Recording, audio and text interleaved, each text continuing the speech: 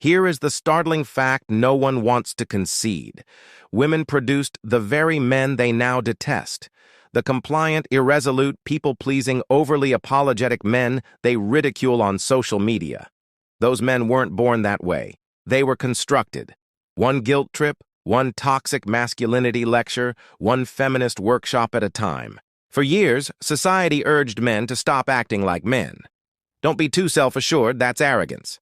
Don't be too ambitious, that's controlling. Don't be too masculine, that's intimidating. They instructed us to be sensitive, emotionally open, and endlessly agreeable. And the result? Men listened. They adapted. They became milder. They attempted to become the type of man women claimed they desired. And today, the very women who insisted on emotional men are on podcasts, weeping, asking, "Where are all the real men?" They lament that their boyfriends won't lead. Their husbands don't arouse them. Their dates feel more like therapy than romance. You asked for soft? You received soft, and now you're bored to tears. This is the contradiction of modern dating. Women claim they want equality, yet they still desire polarity. They seek men who are kind yet dominant, gentle yet commanding, confident yet humble, strong yet sensitive. Basically, they want a fantasy blend that isn't real outside of TikTok filters. The outcome? Disappointment, resentment, confusion. It's visible everywhere. Men are tiptoeing in relationships, frightened of saying the wrong thing, afraid to lead, worried about being labeled toxic. They've been conditioned that the worst thing a man can be is masculine. And still, the worst thing a man can be, to women, is insufficiently masculine. It's madness. We've produced a generation of men who text for 3 weeks before inviting a woman out, fearing she'll find him creepy. Men who write, "I'm a feminist" on their dating profiles, believing it will make them more attractive, only to be overlooked. Men who've substituted strength with safety, direction with validation, and passion with compliance. And women sense it. They may not concede it publicly, but they feel it in their bones. Their biology doesn't deceive. They cannot fake attraction. You cannot bargain with evolution. You cannot shame desire. So now, they're trapped. The same movement that urged women to reject masculinity made them crave it. And the same message that told men to muffle their nature made them undesirable. We're existing in the fallout. Relationships are failing. Birth rates are declining. Divorce rates are climbing. The average man won't even approach women anymore. Not from laziness or weakness, but because the rules constantly shift. Every year, another boundary he can't cross. Another behavior that's suddenly deemed problematic. So he withdraws into the only arenas where being a man still feels logical. Business, the gym, gaming, solitude. Women produce the men they complain about. But the actual tragedy is that both sides are losing. You can trace this entire mess back to how boys are raised today. From the moment they enter school, the system begins smoothing every rough edge that defines them as male. Can't sit still? Disorder. Too competitive? Problematic? Too loud? Disruptive? Too confident? Arrogant. The qualities that once constructed empires are now classroom violations. And when a boy attempts to channel that restless energy, they don't guide him to control it. They medicate it. He matures learning that masculinity is an illness requiring treatment. He sees men on TV depicted as fools, buffoons, or antagonists. Every commercial, every sitcom, every film projects the same message. Men are either incompetent or hazardous.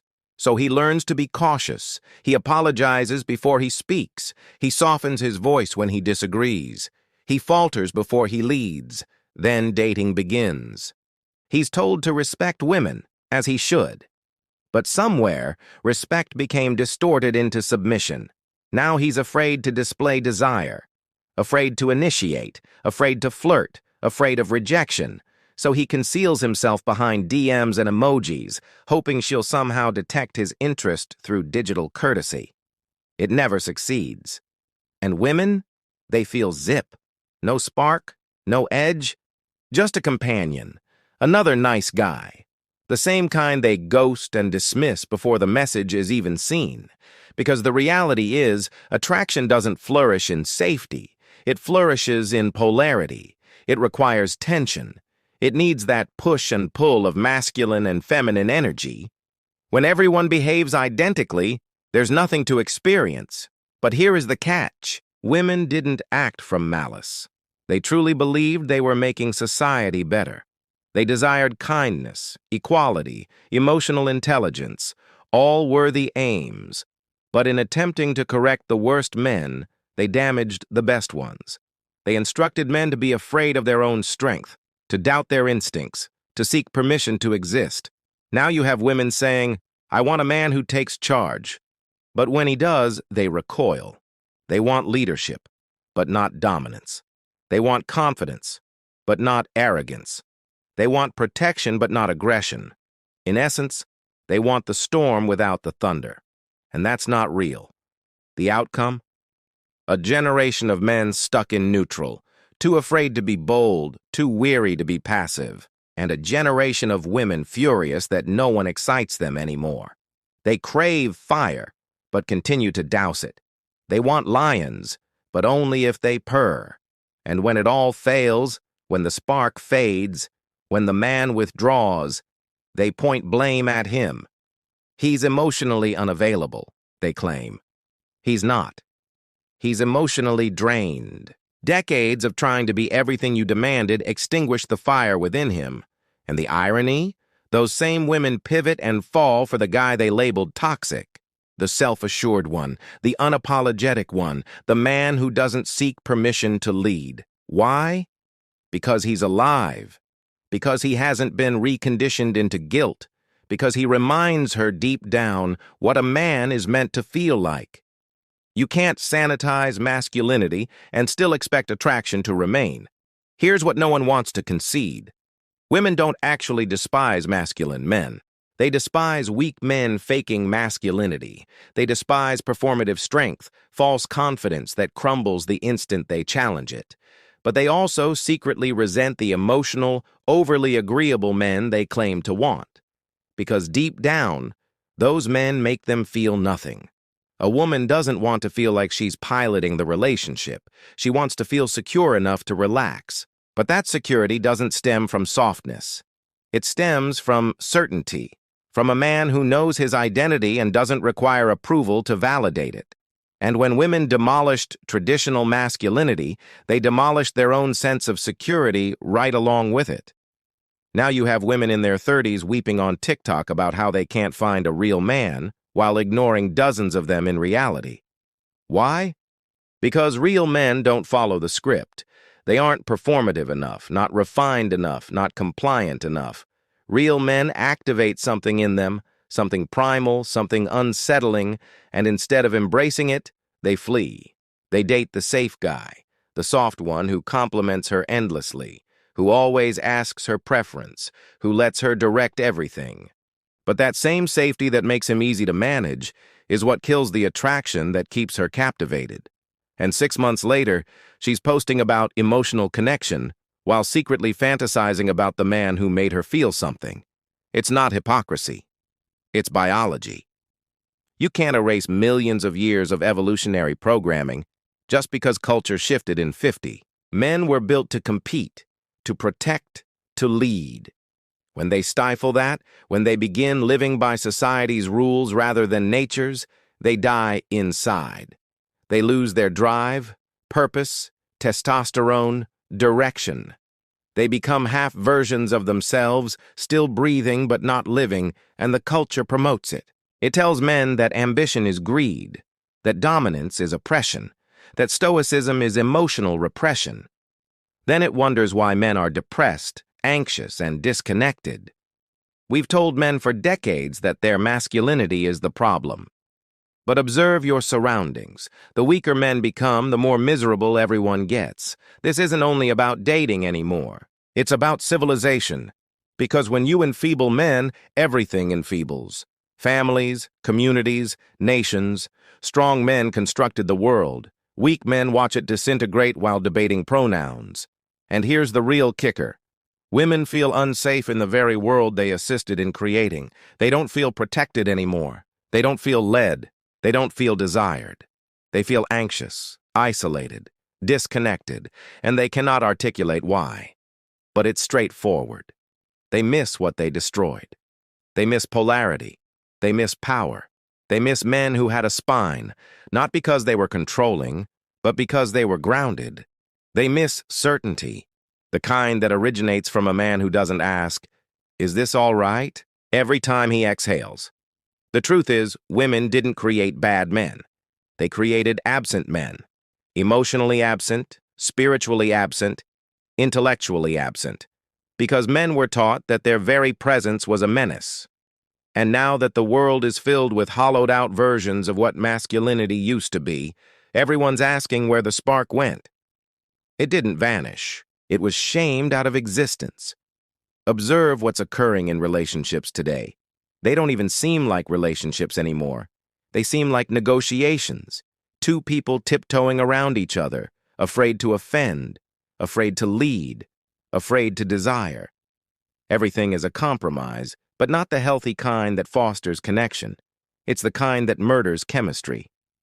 Modern relationships are full of equality, but devoid of polarity. And that is why they're joyless. A woman doesn't want a man to reflect her energy. She wants him to balance it. She doesn't want a teammate who's afraid to make a play.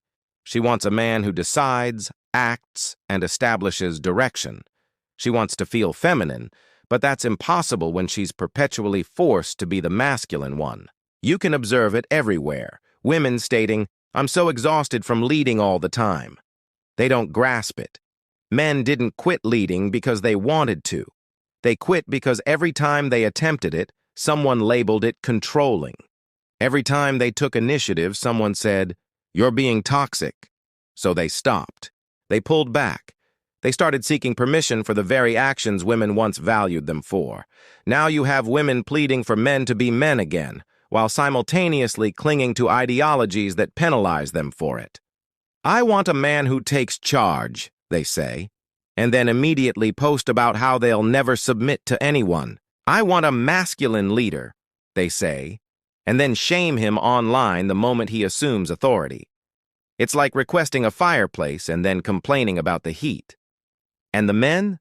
They're disengaged, completely.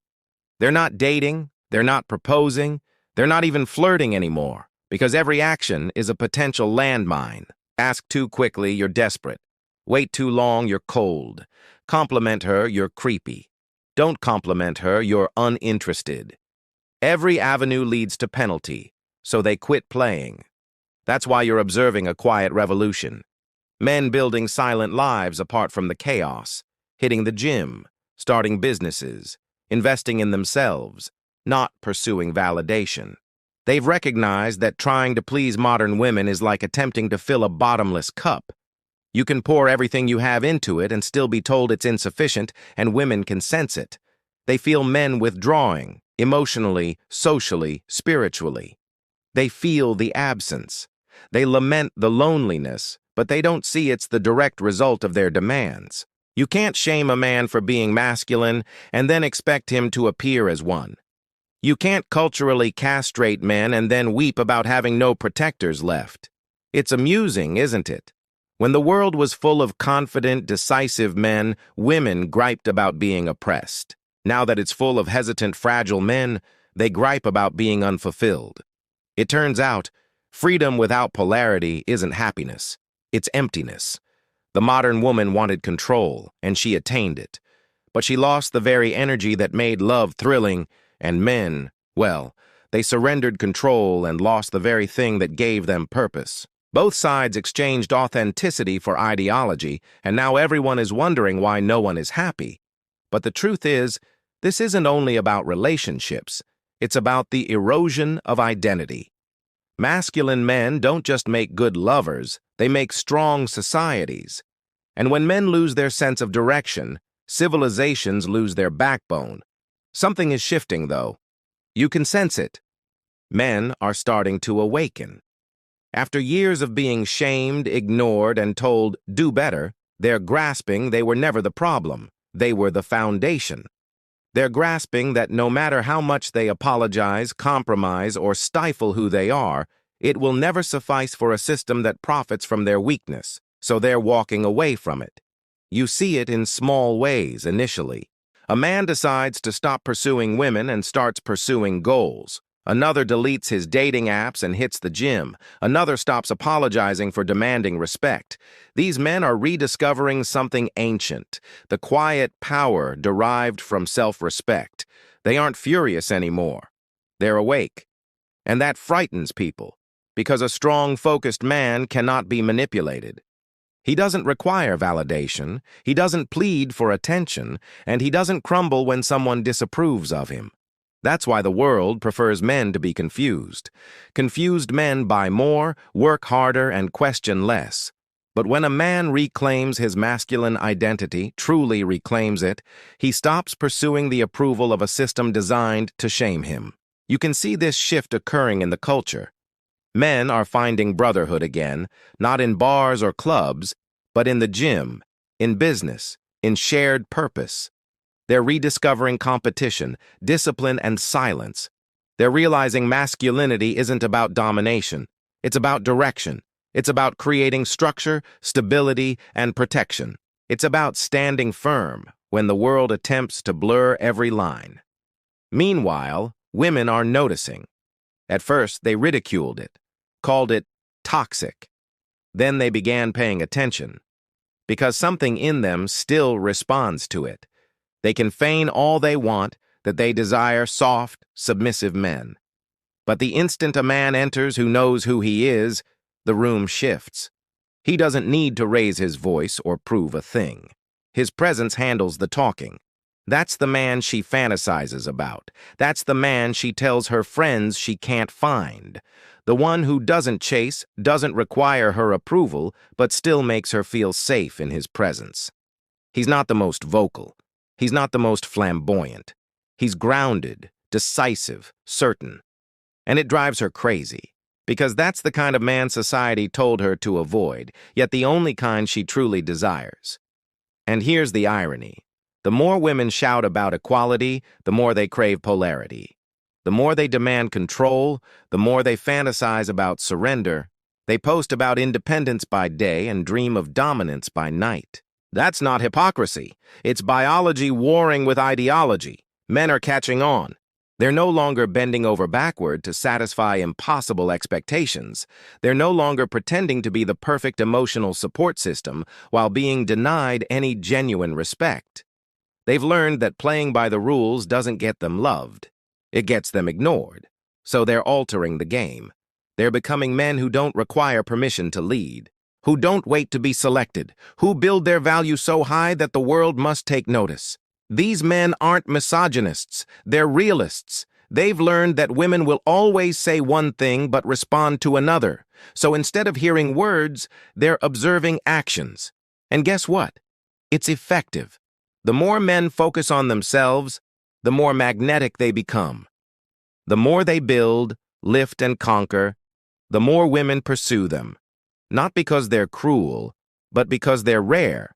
Masculinity has become the new rebellion.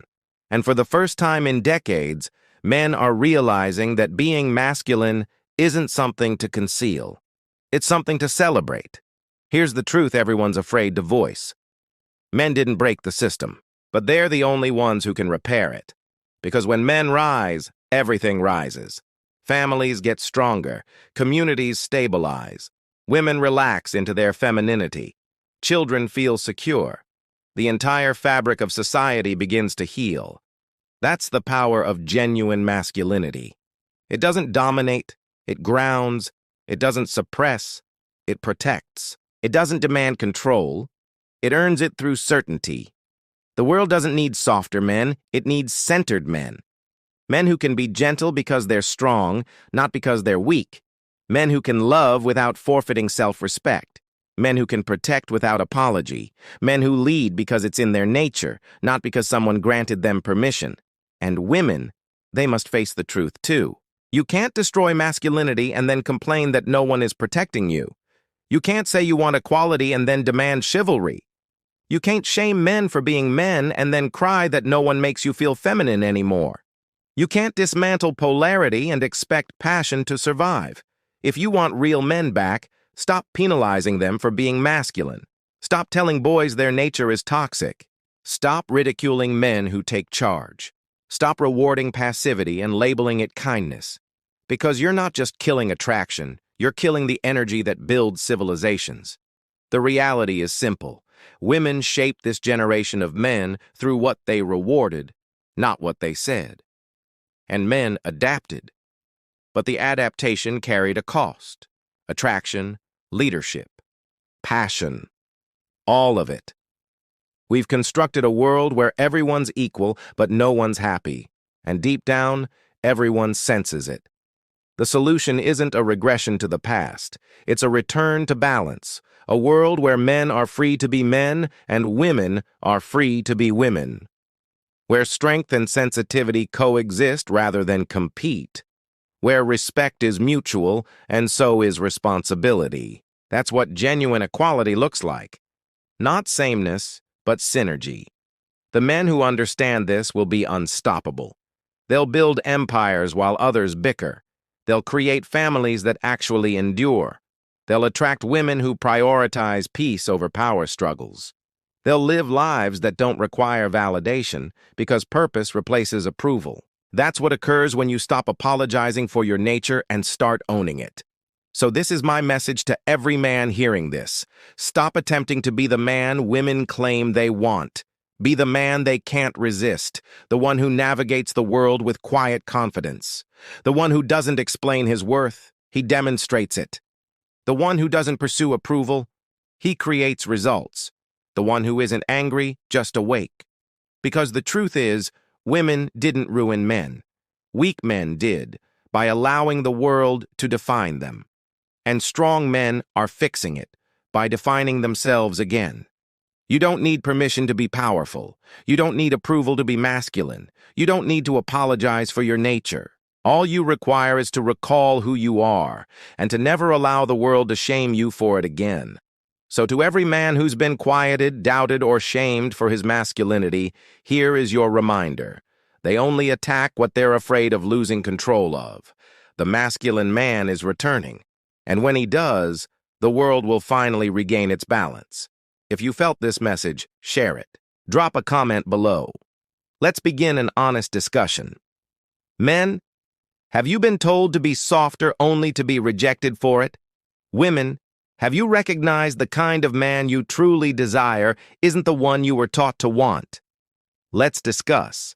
And if you want more truth like this, more direct conversations about men, women, and what's actually happening in this generation, hit that like button, share this video, and subscribe. Because this isn't merely content, this is a movement, and we are only beginning.